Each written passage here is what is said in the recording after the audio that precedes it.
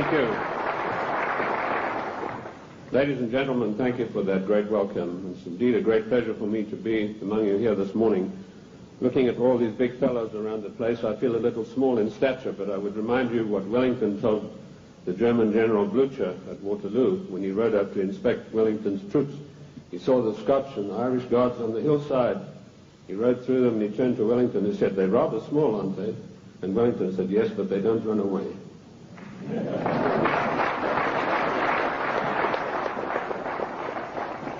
Ladies and gentlemen, I bring you a message of hope, not fear. A message that I hope will galvanize us all into much needed action.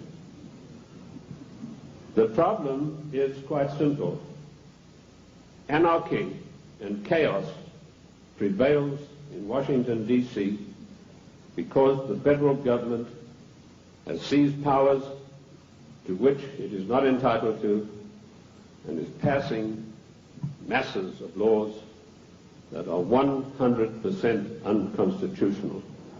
And when you get men setting themselves up as greater than the Constitution of the United States, you get anarchy and eventually tyranny. Now, I'm paranoid. I'm going to admit to you right up front. But let me tell you what the real meaning of the word paranoid is. It is a man or a person who has the ability to link events that seemingly are not connected. That is the true meaning of paranoia, or being paranoid. Of course, it's been used by our enemies, the socialists, the Marxists, the liberals, the so-called progressives, to smear us.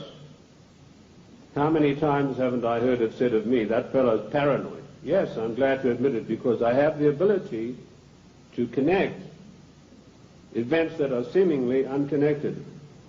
And when you do that, you begin to arrive at the truth. It's taken me 25 years to come to the conclusions that I have come to. And I want to tell you that one of the biggest things I discovered in my work was the existence of a supranational committee composed of 300 men.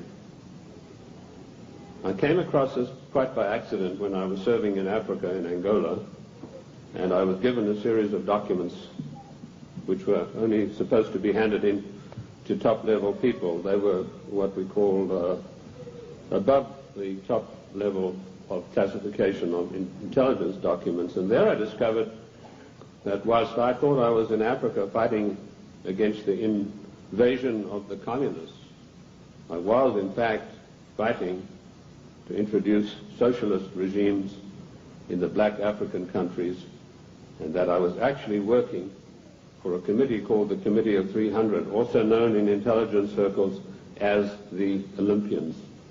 I'll stop right there, and I want to digress for a moment and tell you the word intelligence. It's been bandied around a great deal in the United States. I've seen people writing this and that and the other intelligence newsletter. They really have no experience whatsoever.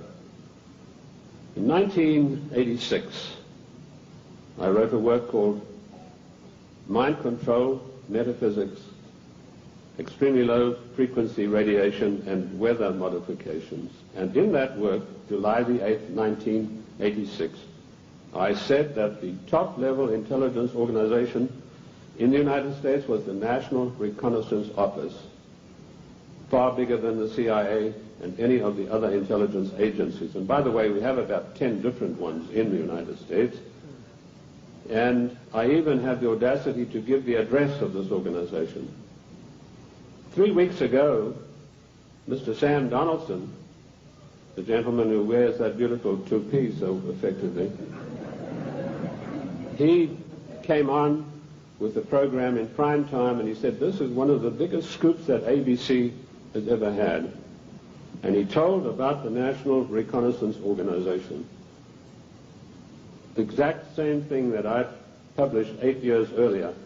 I tell you this to set the stage so that you'll understand I do have some experience and that I know that of which I speak.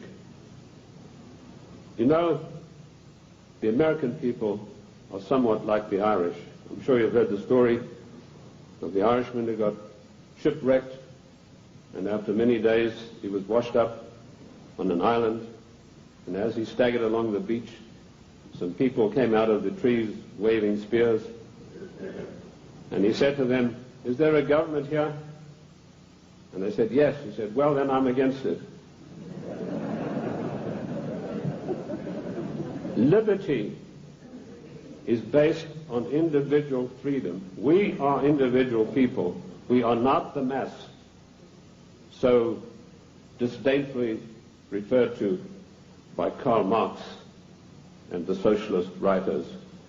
We objected to a tax of a penny a pound on tea when King George of the Venetian Party of the North, now that's probably the first time you've heard that expression. It took me 5 years of digging in the British Museum in London, which I consider to be the finest repository of knowledge in the world, to come up with that name. That was what the party of King George was called, and we'll come to the reason for that. But our colonists said, we're not going to pay this penny a pound on tea. Today, we are being driven on our knees by a tyrannical government which is imposing all sorts of taxes upon us, and worse than that, trammeling on and tramping on the Constitution of the United States of America, which is the second greatest document in the world next to the Bible.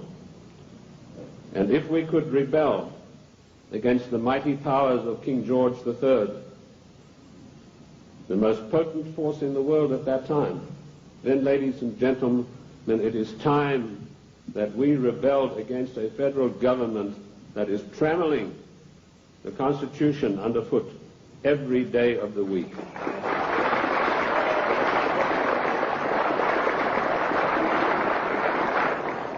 King George III of the Venetian Party of the North did more than that. He sent Adam Smith, a servant of the British East India Company, to formulate a policy which he called free trade.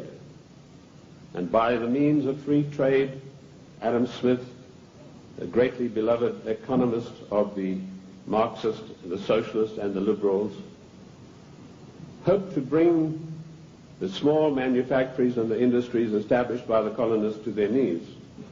Let me tell you unequivocally that free trade is piracy. There is no such thing as free trade.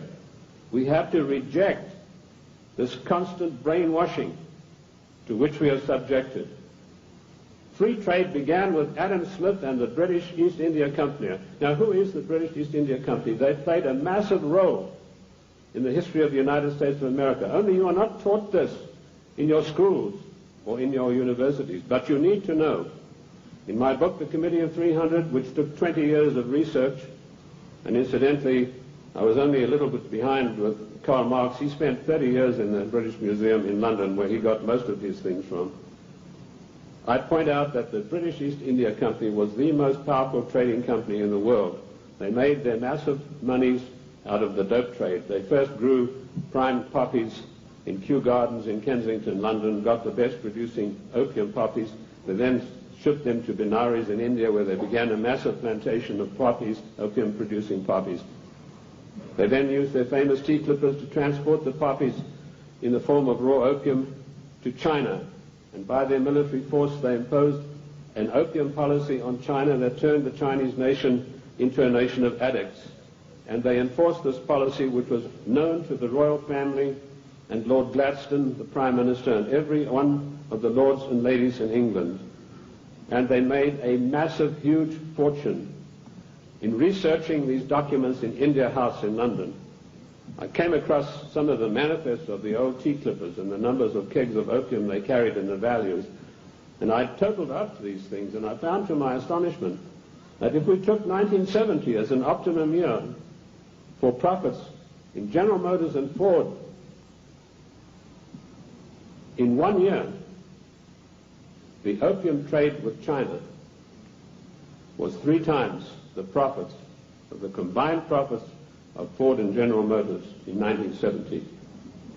And this was shared by 300 people That was the committee that ran the British East India